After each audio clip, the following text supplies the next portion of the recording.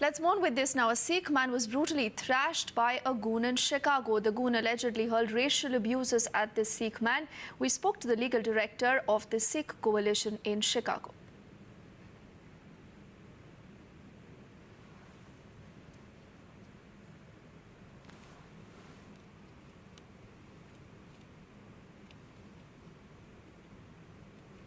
The details of what happened to Mr. Mukker.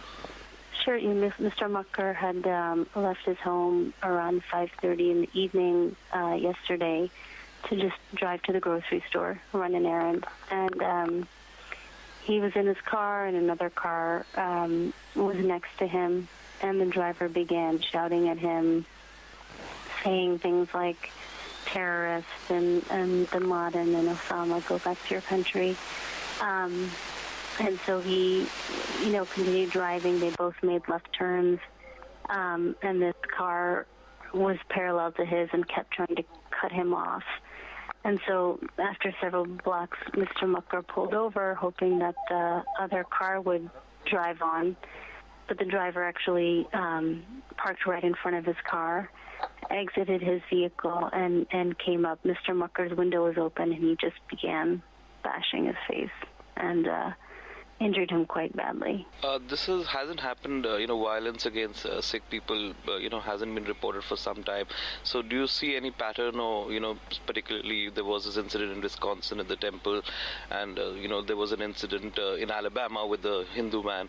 Do you see any pattern in this, or is this just an isolated incident? I think I don't think there's any, links in terms of the perpetrators of any of these. I think the only link is that these people have sort of grave misunderstandings about who Sikhs are and who South Asians are, and that's that's a problem. It goes beyond misunderstanding, but also hatred towards those people.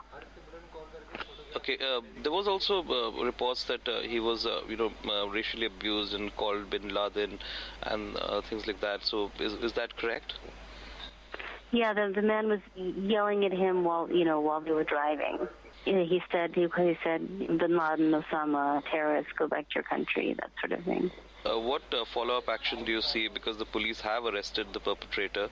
How do you see the follow-up action from here on?